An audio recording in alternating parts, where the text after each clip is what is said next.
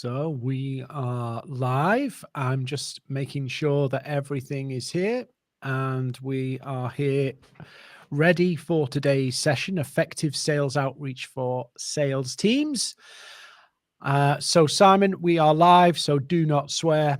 That's a famous Channel 4 thing, I think. We are live on It's Channel 4. McCall, isn't it? Big Brother, do not swear. Big Brother contestants, do not swear. We are live. So welcome, everybody. We will be starting this conversation probably in about 1 minute's time. We'll just wait for LinkedIn to nudge everybody and let them know we're here. But we're going to be talking all things sales outreach. How do you make it more effective? What are the challenges people are facing right now? This is not a kind of PowerPoint, death by PowerPoint thing. It's going to be me and Simon chatting about this, sharing it, and also in the chat you can add to it, ask questions, make points, which is really good. So please do that. So Simon, do you just want to introduce yourself, and I'll shut up for a minute? Yeah, I'm Simon. I'm Simon. I run MAVERRIK down in London, the right side of the tracks, and welcome. Yeah, looking forward to having a chat with you, Dean. It's an important subject a lot of people are talking about at the moment. So, I mean, let's kind of kick off on the kind of periphery of this, right? We've got everybody saying prospecting is really hard right now. Yeah, I'm hearing it. Every sales leader I'm talking to, sales enablement person, CRO, they're saying it's really hard right now. And what are you picking up? Because you're talking to a lot of people too. Is it the same story? Yeah, it is. I think there's two things, right? There's a conscious apathy, i.e. one you can recognize. I think people are kind of looking at budgets, costs are going up in a business. You've got, everyone's asking for more money. Just the cost to run the office has gone up. So you've got costs going up. So businesses are looking at budgets and cash flow and thinking, okay, where can we perhaps cut back? Where can we streamline? Where can we trim a little bit? And where can we be a bit more careful? And what that means is where perhaps before there was a little bit of budget to say, if something comes up, something we should look at, something, we want to remain agile to new ideas. That's kind of not there at the moment. That's what I'm seeing. It's kind of like, look, we're just kind of bed down for the next 6 months. We want to see what the outlook is. So then you've got that really quite obvious. You can read about it in the papers, and then you've got this kind of subconscious human psychology bit going on, which is where decision makers, they're human. We're all human, right? We're all the same. And so you've got this kind of reticence to take any risks, to kind of do anything new. You're feeling it yourself. It's something you're living with, My wife told me yesterday, I didn't know this sounds dreadful, but my wife told me yesterday the cost of cucumbers has doubled. I mean, doubled, right? I know 45p to 80p, but doubled. So, take that as a barometer across everything. So everything's getting more expensive. So is everyone's kind of living in this world of trying to kind of cut back. So that psychology's there. And you see it in what you might call kind of bull markets, where our psychology is the other way. All the messaging, the communication we're getting out of the press is everything's great, so our psychology changes. So we become more bullish. And so I think you've got two things. I think you've got the actual stuff you can touch and feel and see. Cost, like that's costing more, the energy, all the rest of it, and financial people are kind of trying to play the numbers. And then you've got the kind of subconscious psychology that the demeanor of everyone is actually also kind of like, hold on a minute, let's just take a minute, let's maybe look at this next quarter, let's just sit tight for a bit. So one long way of saying, yeah, absolutely, I see it. And one of the things that we've been talking about a lot with a lot of people is outreach volumes are going up, but actually the response rates are going down. And I know we're going to come to what is the effective ways to counter some of this, but I think you have to kind of set the scene of this is the reality we're working in. If you're an SDR, I wouldn't want to be an SDR right now because nobody wants to do anything because of everything you've said. But actually, even SDRs are finding people are just not responding to stuff like they used to. So calls, Well, you've got, emails. yes. Sorry, go on. No, go for it. You get this paradox, right? It's now everyone's sort of, the desperation kicks in a bit. So you're looking at your pipeline for this month, you're looking at your pipeline for next month in the quarter, and you're kind of going, crikey, it's only going to take a couple of those opportunities to fall over, which happens. They delay, what have you. And I've cut my revenue by half, or big deals you were depending on that you thought were really quite warm and hot. It's only going to take a couple of those just to delay 6 weeks, 8 weeks, which isn't a great deal of time. But in your world as a SDR, it's like, I don't hit quota this month. And so you've got this paradox where it's busy. You could say a little bit more desperate because they're looking at their pipeline. So more traffic starts to go out, right? So the end user, the decision maker, and we're all decision makers because we all get approached constantly for whatever people think we need. I get well-being and coaches and all sorts of people going, hey, Simon, I help people like you, executives and all that kind of stuff. So everyone's a prospect. So the outreach goes up and yet the desire to engage goes down. So you get this kind of paradox where everything, the incoming's busier. So as an SDR, you're kind of like looking, well, if I just do the same as everyone else, I'm in the pot with everyone else, right? And then you take stats like, just a simple stat, which I love, is that email traffic's up 40% post-pandemic. And of course it is, because in communication, physical one-to-one communication is going to be down 50% because people aren't together as much anymore. People are working hybrid 2 days a week. So the communication is going to be via email. So email traffic's up. So you start sending emails, even if they're personalized, the person you're sending it to, the meeting they're in, they've got 15 in their inbox. Mm-hmm. Got the 5 of the other desperate SDRs who are going, hey, remember me? So it's kind of like I'm looking at this thinking, well, what do I do? Because I can't ring them. They're dead. I don't know their mobile. That's that out the window. I can't have my outreach tactics before would have worked. They're not. All the stuff we just discussed about on top of that. It's like there's this pressure of stuff you've got to get through just to start telling them about what you do. And I mean, obviously we're massive on, salespeople using LinkedIn in the sales process, but even some of the things that you could do and maybe get away with pre-pandemic just don't work anymore. The kind of automated pitching and just sending the same pitch over and over to loads of people. You could do that before the pandemic. You could get away with it and actually get a result.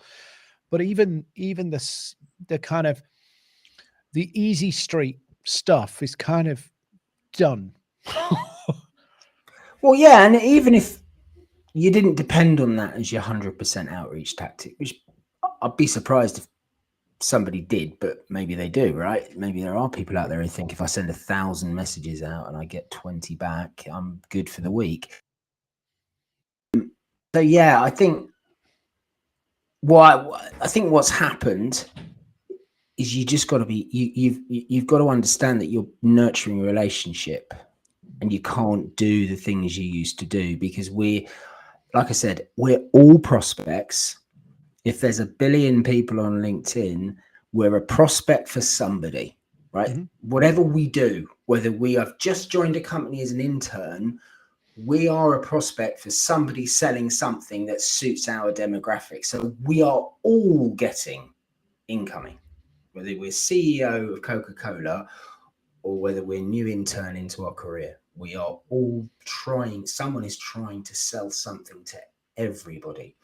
So never has it been more important to, number one, stand out from the crowd, but number two, know what your sales strategy is going to be and what these elements of outreach, where they're going to fit, what proportion of your sales strategy they're going to take up, and where they're going to come in the cycle.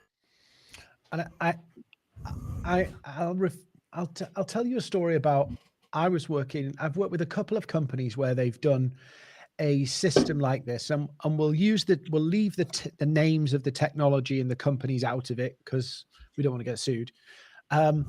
But every salesperson now has a tech stack. Yeah, they've got email, they've got some kind of data, whether some kind of data repository to find phone numbers, emails, all that kind of stuff. They've got probably LinkedIn Sales Navigator. They've got all of these tools. The problem is that the skill set to engage a prospect and the skill set to manage that tech are actually different. And more salespeople are being called to be copywriters too. Yeah. Like, I know from your point of view, you started out as telephone terrorist. So you were very much about your skill and your craft, 30 years ago or whatever it was, 20 years ago. Thanks. Well, 10 years ago. I forget you're like similar age to me. Yeah. But your craft was understanding a prospect on the phone. What was their response like? That kind of stuff, right? Well, what it was, like you said, that was the craft. But I could do my craft 6 hours a day because that was the only thing available, right? My craft was the ability to engage somebody in direct communication. I was very good at it. Up to anybody and get a minute out of them, maybe 30 seconds a minute, which, if you said that the top of a call, you got 10 seconds to be super enthusiastic, sharp as a tack, all that kind of old stuff. Right? So the difference is I could go to work, know that's what I had to do and do it. Like you say, now you got kind of all this stuff coming in, sequencing technology, CRM that's got outreach and capability built into it. Now, as a bit of an old dog, as you kindly alluded to there, the skill set, the techniques required to do that stuff effectively, they're just not my bag. They're almost a bit researchy, admin-y kind of, I got to sit there and process information and put it together and admin that out and kind of, I'll be honest with you, it's almost marketing, some of it. I'm bored. It's boring. I don't want to do it. What I want to do is do something that's going to engage me with the prospect, have a conversation. So you're right. You kind of like, sales is no longer the skill set to be a good salesperson is no longer 90% about being able to have a conversation, hold a conversation, open and interesting questions, which is what it used to be for me. It's no longer all about that. So good salespeople are phenomenal administrators, phenomenally process-led. But I think there's a danger there, isn't it? Because a lot of this has gone very robotic. So if I look at my emails and I look through what I've got there, they're all pretty much the same. Yeah, boring. It's no, yeah, but it's like, well, boring in the sense of, I bet you need this, don't you? Or I don't want to read them out, but I get some, and it's like, it's clear this is automated, right? It's obvious this is automated. It's obvious that you've got a fill in the blank template. And the problem isn't that it's automated. The problem is your prospects can tell it's automated. And it comes across as, I'm just a number. Well, what's happening there is, it's like people are going, here, there's 100 people. I feel 100 people, so I'm going to get on and do it. Whew, that's done. I've had calls. Somebody will come back. I send emails that are templated. Mm-hmm. So the email body is designed, looks the same. The words are going to be the same, because why would they why would they be any different? If they're good words, they're going to work for A, they're going to work for B. It's like sending 10 people the same Christmas card. They all don't know they got the same Christmas card. It's a lovely Christmas card, you know. So, but what I've done is I've looked at perhaps 20 people. I have some dialogue with them. There's some common ground. Email is personalized. That's very different. And I think that as a piece of outreach is very powerful, but it has to form part of a strategy. You can't just sit there and go, right, well, my outreach tactic is 100 of those a week, because you're not going to get anywhere. Well, it's playing the lottery, isn't it? If you're just playing the lottery, and yeah, go on. I would go one step further, and this isn't a dig at salespeople at all, because it's actually a sales leadership thing. Is if you're going to employ people to send templates through automation, and then they just deal with the replies, do you really need to employ somebody to do that? Could you not just have that bolted into like half the salespeople that you need, a fraction of the salespeople you need? Yeah. If email is the answer, just blind emailing people with templates. You can get you don't need sequencing technology to do that. You could kill. Some people might fall out with me. You could get rid of your sales development department totally. Get a marketing department to do that for you, and plug it into actually the sales, the business development manager, and then they just deal with the calls. So I tell you what, I reckon some companies are doing that and thinking that see, sales is not selling anymore, right? That's a oxymoron in itself almost. Good salespeople don't sell. Good salespeople build relationships. Then they talk about solutions that fit a need. They don't sell anything. This old idea that you can see on kind of the late and the greats of the 80s, which was all about sales. It's about being enthusiastic. It's about never overcoming the objections. Of course, sales is about overcoming objections, but sales is about building relationships and nurturing and building trust and understanding that what you do will take away a pain and a challenge. So good salespeople now don't sell. What good salespeople now do is relationship. And then further down the line, they provide a solution to a problem. So when we're looking at this from a okay, I've got salespeople who are not they're not getting through to people, they're not getting the responses they were from emails. What would be some of the things you'd be saying to them, Simon? What would be some of the things that you'd be I would say, well, first of all, I'd look at the pitch. I want to know what they're saying, what they're doing. So there's kind of like this, we've done this before, right?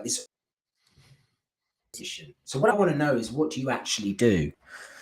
And I want to know that from a perspective of big wins, big pains, i.e. what's the wins for your client when they deal with you, and what's the pains for your client by not having your product or solution.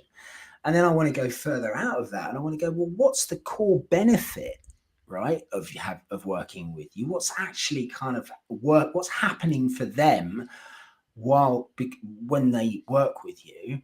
And what's the kind of impact if they don't? And let's take cybersecurity for an example. If a CTO or a CISO, or let's say a CTO, doesn't have the right cybersecurity solution in place, and the company gets attacked, and they might be in the public, might have some kind of ransomware, or they might have some data stolen, the core impact on this is their job, because that's their role. And what's the kind of core benefit? Well, the core benefit of having the right type of cybersecurity solution is they can sleep at night. It's as simple as that. It's kind of like, let's really work out what it is you do for people. And then the second thing is I want to look at the sales strategy. Well, what's your strategy at the moment? Right, well, we've got this young person and they make 50 calls a day. Okay. To come from, how good is that data? How many people are they talking to? I was only talking to a company the other day. The individual's been with the firm 2 months and hasn't had a meaningful conversation with anybody. with anybody. And not because, in my opinion, they aren't particularly good or able or have potential, but because they're saying the same as all the other competitors. They're new to it, so they're kind of wet behind the ears a little bit. So they've never able to get a pitch out to get better at it. But that's the strategy. And yet when you turn that on its head and say, okay, well, how's the audience going to respond? What's the strategy, i.e. what proportion of the strategy is going to be cold calling? What proportion of the strategy is going to be perhaps email outreach? What proportion of it's going to be reciprocity, kind of, you call it, love bombing, kind of like, I've got something that could be of value to you. I've seen an article. This is of interest. I don't know if you, here it is, and not wanting anything back in return. And maybe to do that 3 or 4 times before they even say thank you. That's one part of it. And then the fourth bit is obviously the piece that we focus on. Well, what's the social outreach campaign? What's the social strategy? Mm-hmm. What's your content saying to people? How are you building engagement with your audience? And I would look at that. So it's kind of like, comes back to sales in 2023 is a strategy around exist and where they suit our market, our decision maker in our kind of competitive landscape. I mean, the worst things I'm seeing at the moment is let's say, I always say to companies, you should try and be LinkedIn first. And they go, what? LinkedIn first? I don't mean LinkedIn is the be all and end all. But for an example, I've worked with a few companies where they'll cold call people, they'll email people, and then go, they're not responding. What do we do now? Let's go to LinkedIn with that same people. It's like, and then they go, LinkedIn doesn't work. Well, I wouldn't connect with somebody who's been cold email me and cold calling with me. I wouldn't accept the connection request. I wouldn't respond to their message. So I always say to people, go LinkedIn first, in the sense of not LinkedIn's going to be our outreach method, but can I use LinkedIn to warm up other outreach methods? Could I use LinkedIn to kind of make my email more effective? Could I use LinkedIn to make the call less cold? And people don't seem to think like this. And the other thing that kind of is like, I'm getting a bit hyped up here, is we've had Easy Street for too long. And now you actually have to work for an opportunity. People just go, oh, they didn't respond. I'll let it go. How many times have we said or been told or seen or read the successes or the what is it in the something's in the follow-up? But there's all the successes in the follow-up. And it's like, you get somebody interested and it's like, we know now it's 8 touch points to get a meeting with somebody. 8. It was like, I don't know, something like 4 or 5. It's now 8. Well, I'll tell you what it was, right? This is where the pandemic spoilt it in a positive way, right? Was because over the pandemic, with everyone sitting at home and nothing better to do, you could send a bunch of messages on LinkedIn because you might get one and go, well, I've got nothing this afternoon other than perhaps wandering out into the garden again. I might as well find out about what these people are doing. So you kind of like, there was loads and loads of conversation going on online. And one of the things that I had a lot of conversation with people else noticed that nobody's buying anything. There's loads of meetings taking place, but there's no decisions being made. Now, a lot of decisions weren't being made because there was the kind of, uncertainty and the apathy that comes with that, as the stuff that I described at the beginning with, what we're seeing at the moment. But also was people never had any intention of buying. They were just researching. They had nothing else to do. And then that was at the beginning. And then towards the end, everyone was a bit zoomed out, right? So we kind of like, actually, no, I'm not going on another networking event where I've got to wear a silly hat. I can't be bothered. So we got to that point. So I think people got spoiled. So like, you're right. No, this used to work. I sent 100 messages and nothing. And I used to get at least 10, 18 months ago. But how many of those were buyers, right? We used to call it dead wood. So a lot of that was just dead wood. It was wood. It was nothing going to come of it. So I think you're absolutely right. People, when we talk to people, they kind of see LinkedIn as a recruitment platform or a profile platform. And what's happening with the spammers are spoiling that kind of interaction when you actually get somebody who's kind of looked at your profile, researched your business, understands what you do, has a solution, knows they can't just go, hey, it's me, why don't we have a conversation, but is actually genuinely trying to network a business platform to build new relationships. And hey, guess what? They might actually have something you need. And I think from my point of view, I've wrote a post about this on LinkedIn today, and I was saying, you know, you have to invest in a prospect. Nobody or very few people are actually thinking about buying anything. And part of the sales skill is actually, if I can get the right people onto a call, if I've done my research, I know that there's an opportunity there. I've done the kind of, are they the right fit? Salespeople are really lazy, Dean, right? They want the most amount of return for the least amount of effort. That's just the way salespeople are true. And I'm possibly hugely generalizing and upsetting a load of people, but a lot of people that I've spoken to say the same thing. It's like, yeah, they want to get from A to Z as quickly as possible. And so it's like, I need a pitch conversation. And your post this morning, you're absolutely right, where you had 4 or 5 interactions with somebody before, and you were just sending stuff their way before they then came back and said, listen, thanks for all this stuff. And you had no way of measuring whether it was going well or not until the 5th or 6th interaction. And I had fun yesterday, and the BMW story, I always tell this story, and BMW's marketing many years ago was that they would identify young people of a certain age and a certain demographic, and they would start sending them marketing material about BMWs. Well, at the moment they had either no intention or couldn't afford one. The marketing mantra was, at some point in the future, they will be ready to buy a car like a BMW. And obviously in that bracket, you've got maybe Audi and Mercedes. And the marketing mantra was, they will know of, we will be ready to service them. And that was their marketing tactic. And it's kind of the same thing. It's like the online journey is slow. Let's be honest. It's not fast, because as soon as you go fast, the prospect backs off. It's unrewarding in the short term because you've got no measure. I have people all the time coming onto my content, what you call lurkers. And I might meet them for coffee. Someone I know I haven't seen for a while, and they say, I've been seeing your stuff on LinkedIn. And I kind of think, well, why aren't you liking it then? At least let me know that.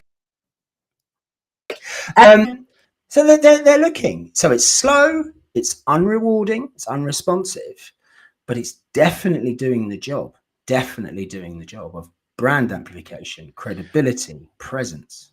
I think as well, though, is once you get into a run with it, do you know what I mean? Like once you're into a cycle of engaging prospects and you've started to get things dropping out, as long as you keep that wheel turning and that momentum, the difference might be in a cold calling environment, you know a yes or a no in a much quicker period, and you're moving on.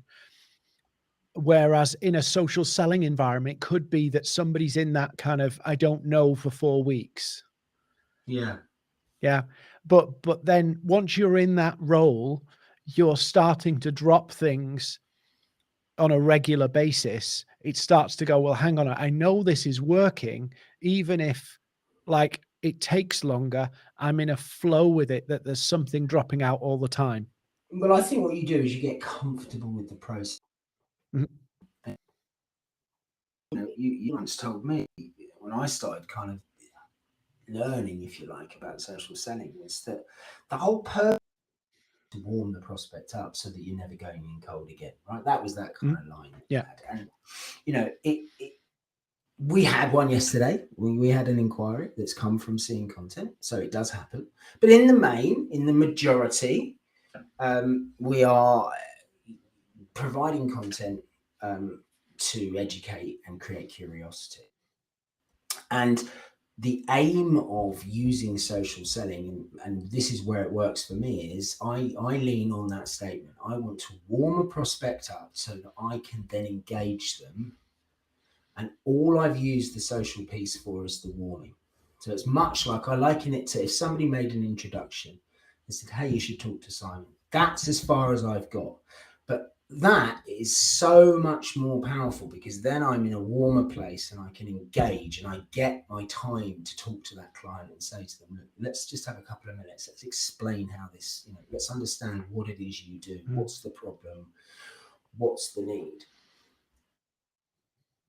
Into a strategy, the social selling can come in the middle. It can come at the beginning, the middle, and the end, right? It can come at the beginning to warm prospects up. That's where I use it, and I still like my using my skill set of picking the phone up if I've got the number.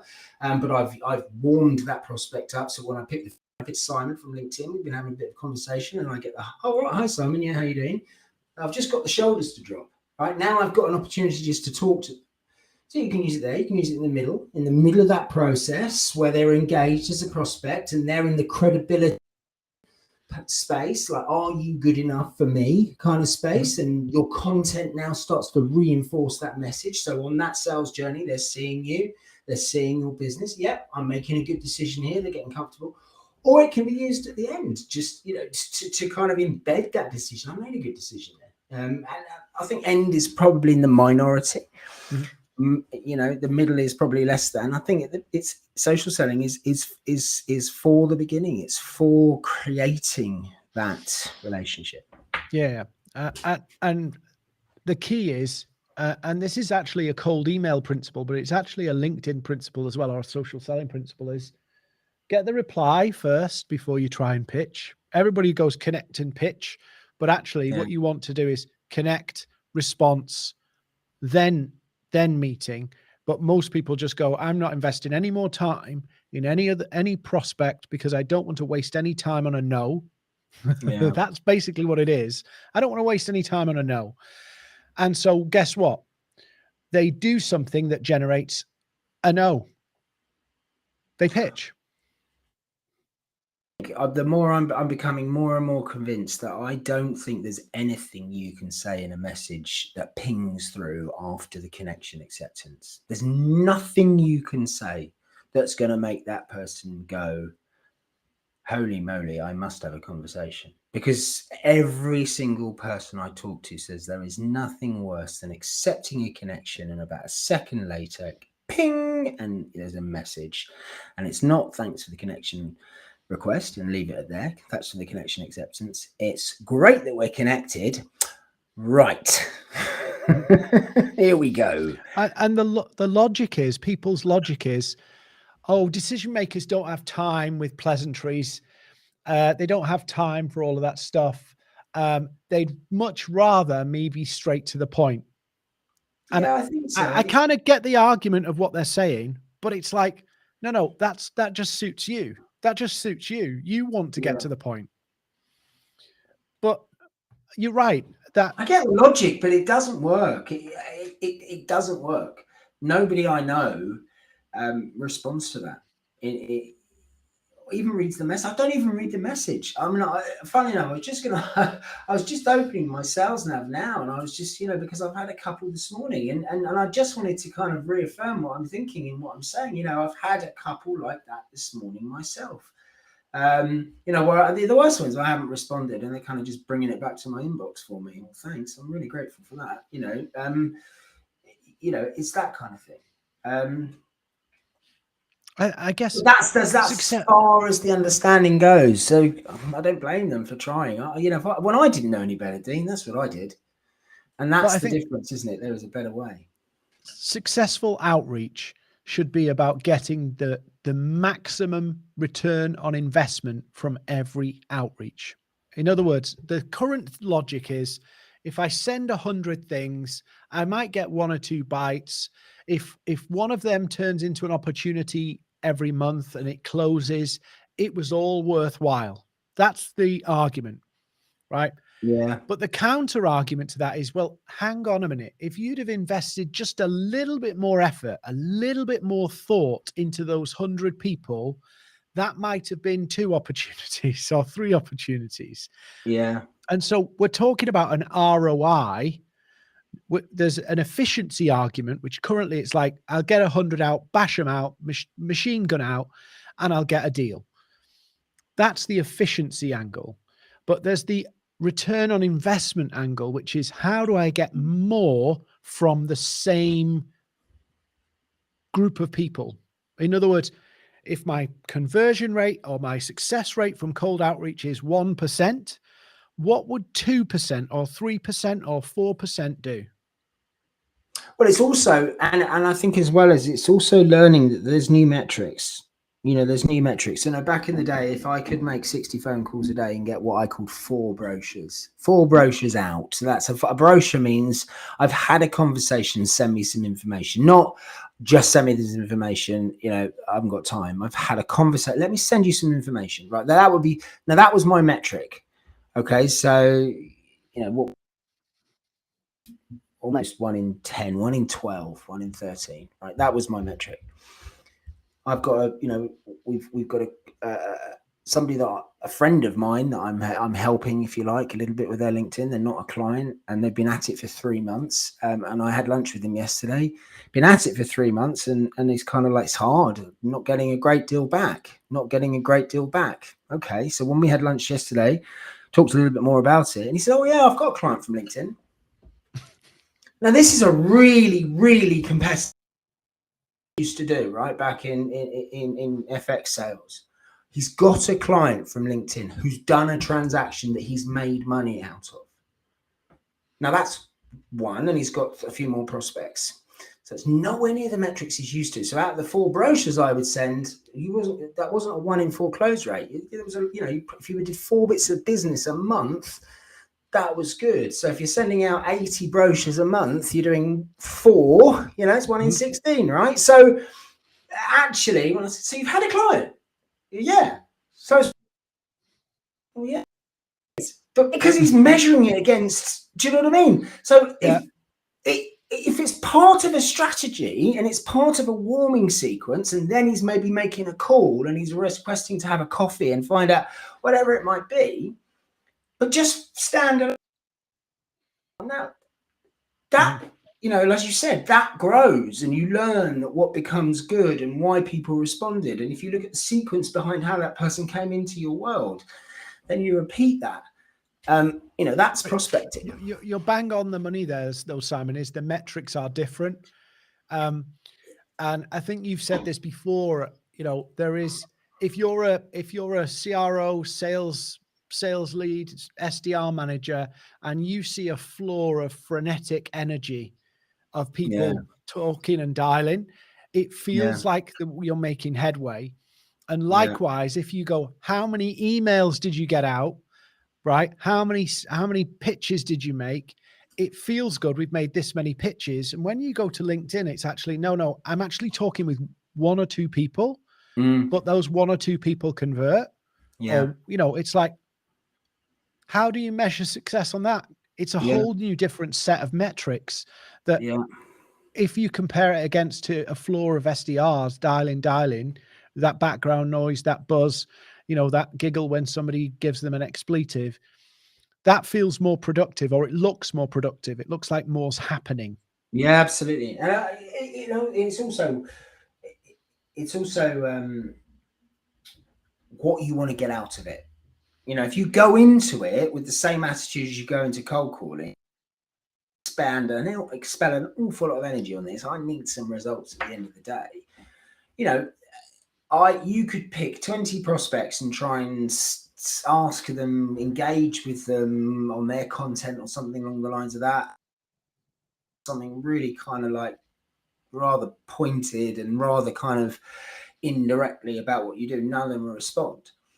You know, I had somebody yesterday be a great prospect. What I actually engaged with him about is nothing to do with our business. He replied within 20 minutes. I said something to his reply. He replied again.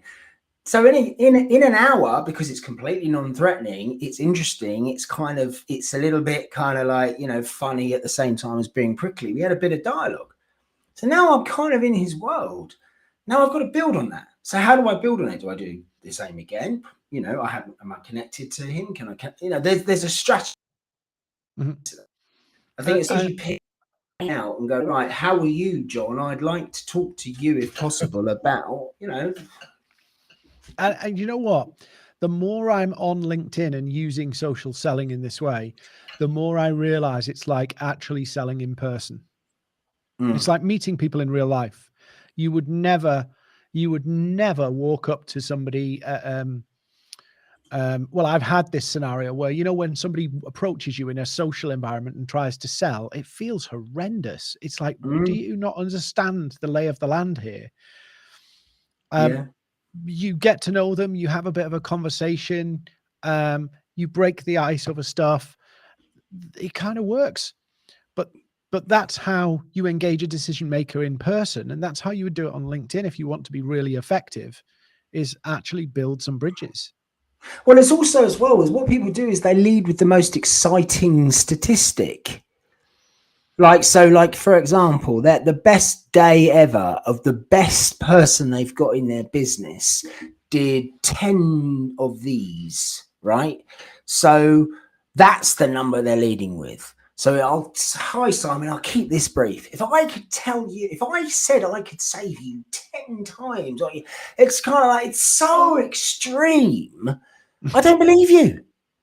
It's like, you know, I don't, the difficulty I find with it, Dean, is I might actually be interested in what you've got, but you've gone, I could get you, like, for example, I get lead generators all the time, right? Lead generators, telephone lead generators. If I said I could get you 50 inbound contacts and, you know, new for 75p, would you be interested? It's like, well, yeah, but no, rubbish, isn't it? You know, it's utter nonsense. It's like, it's all just so like the system. So you go, oh crikey, absolutely, I need that.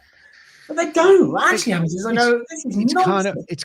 It's kind of naive though, because it's like, you're going to get, I'll give you an example, right? You're going to get me 40 leads for £400 a month. And what I'm targeting C-level decision makers. They are notoriously tough. They're trained to ignore you, and you're going to try and do it for 400 quid. It's like, grow up here, please. Yeah.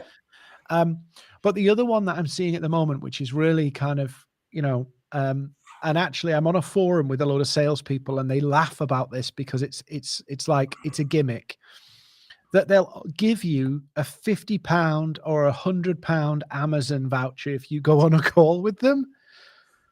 Have you seen these? Yeah. So it's almost like they call that a marketing cost. They call it a marketing cost, but it's because they're going, well, hang on, if we pay them 100 quid to go to a call, basically it's cheaper than our current cost of acquisition.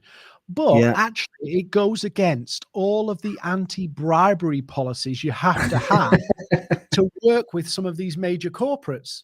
You know, when we do a corporate thing, they ask us to sign about this anti-bribery policy and everything. But in effect, they're saying, we're going to pay you to come to a call. Yeah. I mean, yeah, I know. I've got, I was just looking now. I've got 40 pending invitations in my LinkedIn. The reason they've not been accepted is because LinkedIn very kindly gives me a little preview of what they're saying while they want me to connect. And it's a pitch. Yeah. So I'm not going to connect. Now, how could they do that differently? Because, because I get, okay, well, first of all, don't message me to connect with me. But second of all, now we're getting into the realm of blind connections. Well, okay, so perhaps you get a 30% hit rate on blind connections. That's 30%. It's a good number in sales, right? 30% of anything in a good number. But what if I told you I could get that to 95%? And it's like, well, how do you do that? Well, okay, let's look at the prospects that you want to talk to, and let's see if they're active. They're putting content out there. They're giving you something to talk to them about. So let's drill down into them. So there's 1,000 of these people, but there's 182 that are actually putting some content up there. And what's that content talking about? Well, most people do some content on their business, bit of reposting because they don't know any better. And then they do something about themselves. They might be doing a bike ride for charity. They might, whatever. But a lot of people, now, if that and not being disingenuous. If that's of interest to me, and a lot of the time it is, I'd like to find out about it. I'm interested in what they're doing. Now, that kind of interaction, how did you find? Or, just opening a conversation up. And they respond, and then I go for a connection request. Guess what happens? And I'm still not selling anything. It's just tactics like that. Now, as soon as you use the word, I can go, it's still sales though, isn't it? Yeah, it is. Of course it is. Of course it is. But it's not shoving it down their throat without giving them a chance to breathe.